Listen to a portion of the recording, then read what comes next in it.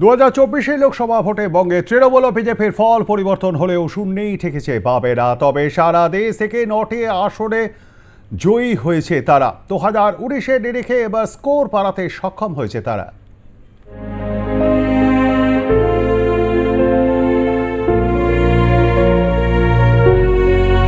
লোকসভা ভোটে বাংলা জুড়ে জোড়া ফুলের দাপটে ধরাশায়ী হয়েছে পদ্ম শিবির। 22 থেকে আরো শক্তি বাড়িয়ে 29-এ পৌঁছেছে তৃণমূল কংগ্রেস। অন্যদিকে 18 থেকে 12-এ নেমেছে বঙ্গ বিজেপির স্কোর। এই আবহে যারা নিজেদের সংখ্যা ধরে রেখেছে তারা হলো বাম। 2019-এও শূন্য ছিল, 2024-এও শূন্য। তবে বঙ্গে শূন্য হলেও এবার লোকসভা ভোটে 9টি আসন পেয়েছে বামেরা। এক নজরে দেখে নেওয়া যাক কোন আসনে জয়ী হয়েছেন বামেরা। লোকসভা ভোট 2024, সিপিআইএম এর প্রাপ্ত আসন 4। তামিলনাড়ু থেকে 2টি আসন জিতেছে সিপিআইএম। তামিলনাড়ুর মাদুরাই থেকে জয়ী ভেঙ্কটেশন এস। তামিলনাড়ুর দিন্দিগুল থেকে জয়ী সচিতানান্থাম আর। কেরালা থেকে একটি আসনে জিতেছে সিপিআইএম। কেরালার আলাথুর থেকে জয়ী কে রাধাকৃষ্ণন। রাজস্থান থেকে একটি আসন জিতেছে সিপিআইএম। রাজস্থানের শিকার থেকে জয়ী অমরা রাম। লোকসভা ভোট 2024, সিপিআই এর প্রাপ্ত আসন 2। তামিলনাড়ু থেকে 2টি আসন জিতেছে সিপিআই। তামিলনাড়ুর তিরুপ্পুর থেকে জয়ী সুব্বারায়ান।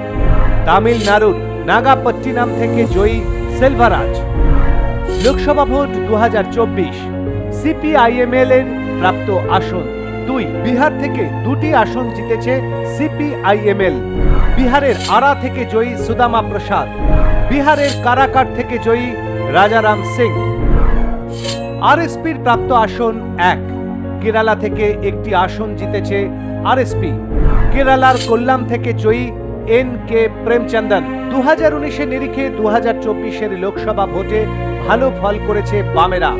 সেবার দেশ জুড়ে মোট 6টি আসনে জয়ী হয়েছিল বামেরা।